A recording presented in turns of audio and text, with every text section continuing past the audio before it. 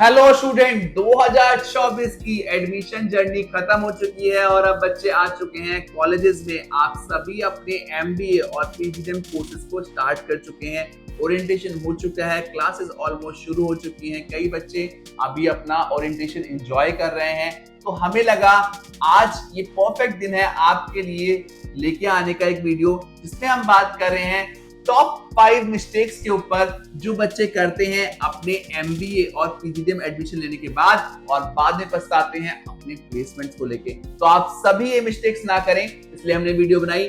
आइए शुरू करते हैं आज की वीडियो और बताते हैं कौन सी है वो 5 मिस्टेक्स जो कॉमनली बच्चे करते हैं अपने एमबीए और पीजीडीएम एडमिशन लेने के बाद। तो आज की वीडियो में हम डिस्कशन कर रहे हैं उन सभी बच्चों के बारे में जिनका एडमिशन हो चुका है। नॉर्मली हम बच्चों के लिए तब बात करते हैं जब एडमिशन करा रहे होते हैं, बट आज की वीडियो हम उन बच्चों के लिए लेके आए जिनका एडमिशन हो चुका है, जो अपने कॉलेज में बैठे हुए हैं, जो अपना एमबीए और पीजीडीएम स्टार्ट कर चुके हैं। तो आज की वीडियो में हम डिस्कशन करने वाले हैं टॉप 5 मिस्टेक्स के ऊपर जो बच्चे करते हैं अपनी एमबीए और पीजीडीएम के एडमिशन लेने की जर्नी के बाद। तो जो पहला पॉइंट हम डिस्कशन करना चाहेंगे वो करना चाहेंगे सर्टिफिकेशंस का। कई सारे बच्चे एडमिशन ले लेते हैं अपने कॉलेजेस में। हम टीयर 1 टीयर 2 कॉलेज की बात नहीं कर रहे, हम नॉर्मल कॉलेज की बात करें जो टीयर 3 टीयर 4 रेटिंग में आते हैं, जहां पे एडमिशन तो बच्चे ले लेते हैं बिकॉज उनको एडमिशन लेना होता है, उनको किसी ना किसी रीजन से एक ईयर वेस्ट नहीं करना था और उनको अब एडमिशन लेना था जल्दबाजी में।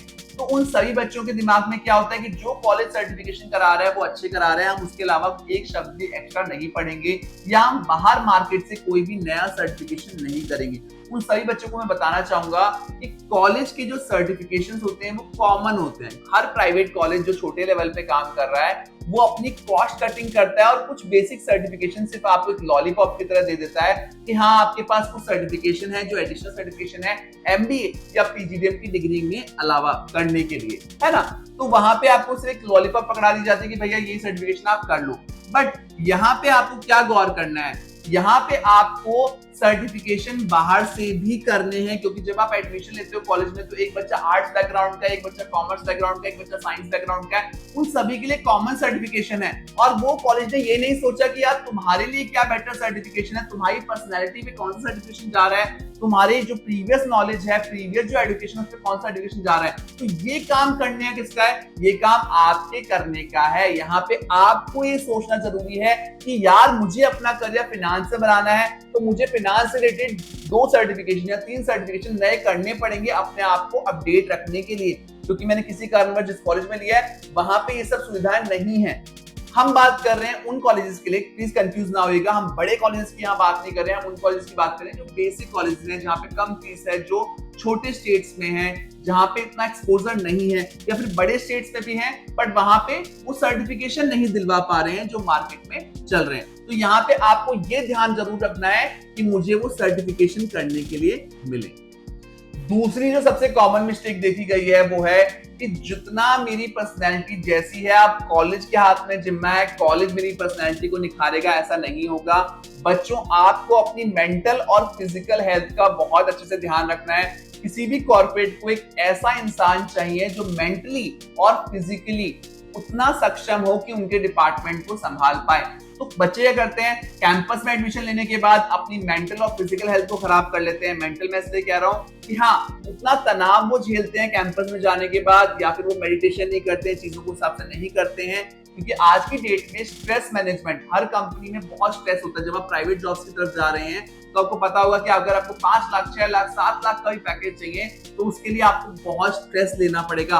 इसलिए आपकी मेंटल हेल्थ का ठीक होना बहुत जरूरी है और इसलिए आपको मेंटली स्ट्रांग बनना बहुत जरूरी है। कॉलेज आपको सब एक्सरसाइज नहीं करवा रहा, बट ये आपकी रिस्पॉन्सिबिलिटी है अपने आप को मेंटली और फिजिकली स्ट्रांग रखने की। तो यहाँ पे आपको अपनी मेंटल और फिजिकल हेल्थ का ध्यान रखना है, जो नॉर्मली देखा गया है बच्चा नहीं रखता है। तीसरी सबसे कॉमन मिस्टेक देखी गई है अपनी कम्युनिकेशन स्किल्स पे ध्यान ना देने की।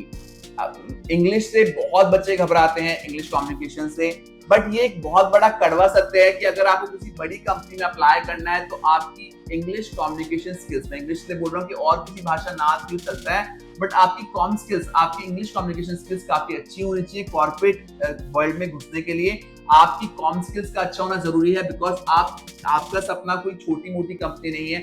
आपका सपना है किसी ऐसी कंपनी में काम करने का जो मल्टीनेशनल कंपनी हो, जो बड़ी कंपनी हो। अगर आपको वहां घुसना है और आप मार्केटिंग, एचआर ऐसे डोमेन देख रहे हैं, यहाँ पे आपकी कम्युनिकेशन स्किल्स का बहुत स्ट्रांग होना जरूरी है।